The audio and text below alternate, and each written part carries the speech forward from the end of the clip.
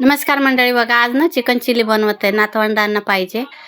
Chicken घेतलेलं आहे, त्याला का नाही विनेगर लावून 5 मिनटं ठेवलं होतं. त्याच्यानंतर व्यवस्थित 2-3 पाण्याने धुवून घेतलं.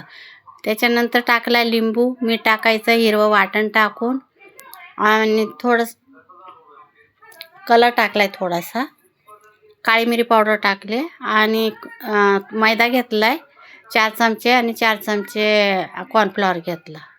आता हे मैदा आणि कॉर्नफ्लॉवर टाकून आपल्याला मस्तपैकी मिक्स करून घ्यायचं आहे. चमच्याने काय होत नाही, आता हातानेच करून घेते. हाताने छान मिक्स करायचं आहे आणि पुन्हा हे मसाले लावून ठेवून द्यायचं आहे 5 मिनिटासाठी. त्याच्यानंतर कढई ठेवली आणि सगळे एक एक पीस करून आपल्याला टाकून द्यायचे आहेत आणि फ्राय करून घ्यायचं आहे. विनेगर लावून ठेवलं होतं 5 मिनिटासाठी ना, त्याच्यासाठी एकदम सॉफ्ट शिजून जातं. काय जास्त आपल्याला फ्राय करायची गरज नाही आहे आणि बिलकुल बी तेल सोकत नाही आहे चिकन.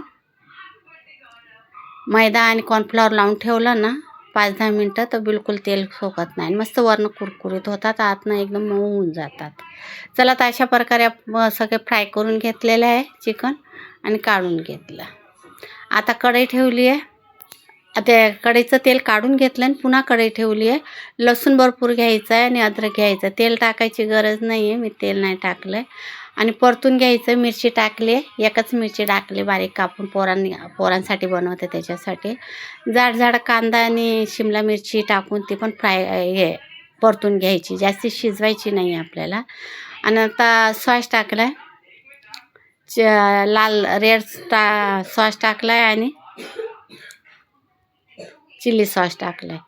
तर शेजवान चटणी टाकून आपल्याला पुन्हा फ्राय करून घ्यायचं आहे. कॉर्नफ्लॉवर 2 चमचे कॉर्नफ्लॉवर पाण्यामध्ये मिक्स करून ठेवलं होतं, आता ते पण टाकून द्यायचं आहे आणि थोडंसं वाटी धुवून पण पाणी टाकलं मी आणि आता चिकन टाकून परतून घ्यायचं आहे. छान आपल्याला सगळं मिक्स करून घ्यायचं आहे.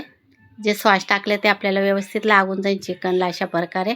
आणि थोड्या वेळ झाकण ठेवून दिलं होतं मी. झाले तयार बघा. व्हिडिओ आवडल्यास सबस्क्राईब करा, लाईक करा, कमेंट करा, सबस्क्राईब करायला विसरू नका.